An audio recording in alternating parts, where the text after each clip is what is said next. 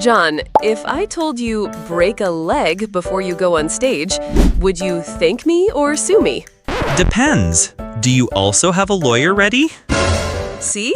That's the magic of English. It sounds like an insult, but it's actually good luck. Nope. So you're saying I shouldn't run away screaming?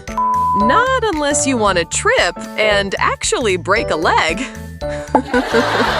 This is why English scares people. It wishes you injuries as a blessing. To be fair, we also spill the beans and hit the sack. English is basically one long crime report. Yes, but a friendly crime report. Right. Officer, she stole my heart. So where does break a leg come from? From clumsy actors? Not exactly. It's theater slang from the early 20th century. Because saying good luck was bad luck, right? Exactly. They thought the opposite would happen if you said something negative. So it's like reverse psychology in a top hat. Yes, and it's stuck. And now we confuse the entire world with it. That's part of the fun. Fun for English speakers. Terror for learners. Imagine saying it to someone who's never heard it before. They'd probably reply, "Why would you wish that on me?" I once told a friend before her presentation, she didn't talk to me for a week. Until she found out what it meant? Yes, then she laughed and almost tripped. So you were half right. Exactly. I'd be careful saying it at the gym.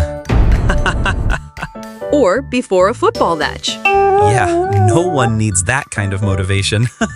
So, rule 1, only use it before performances or big events. Not before someone carries heavy boxes. Unless you're evil.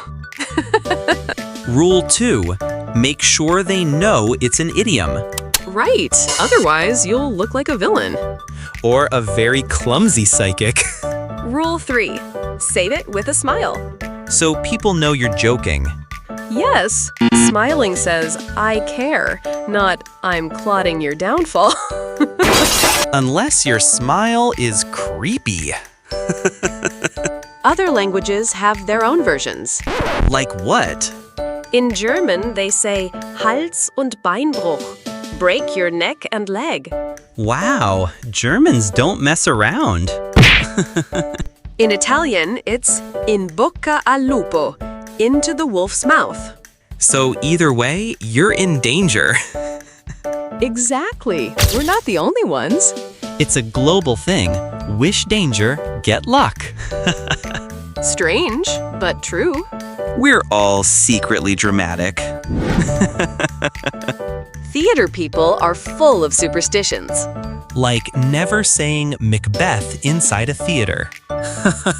Right. You call it the Scottish play instead. So English speakers are superstitious and confusing.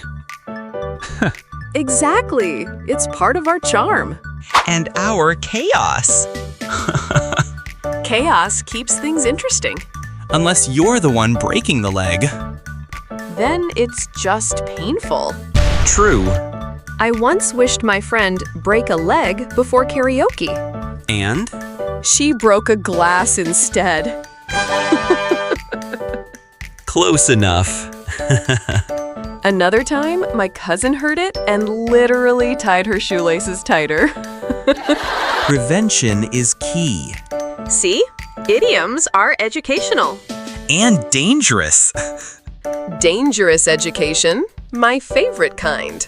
Spoken like a true English teacher.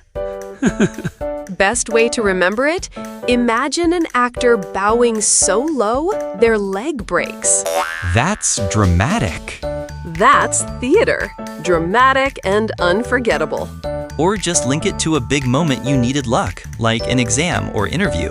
Just don't shout it in public unless you want strange looks. Or new friends in a hospital waiting room. Friendly, but injured. So remember, it's not an insult, it's a blessing. Just a slightly violent one. Use it wisely, and never literally, unless you're a stunt performer.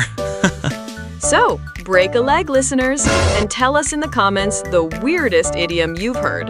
And don't forget to subscribe, share, and stay safe while breaking a leg, figuratively. 何